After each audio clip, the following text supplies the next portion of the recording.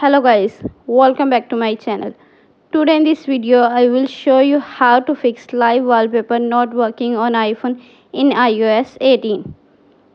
First of all, subscribe to my YouTube channel and press the bell icon to get new tech videos. Now let's start the video. Solution number 1. Set live wallpaper. Open the setting app on your iPhone. On the setting page, scroll down, tap on wallpaper. On the wallpaper page, tap on add new wallpaper. Tap on live photos. Tap on all option. Select your anyone photo.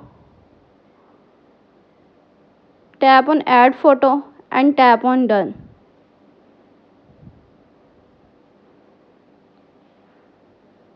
Solution number 2. Turn off reduce motion. Open the setting app on your iPhone. On the setting page, scroll down, tap on accessibility. On the accessibility page, tap on motion. On the motion page, turn off reduce motion. Thanks for watching this video.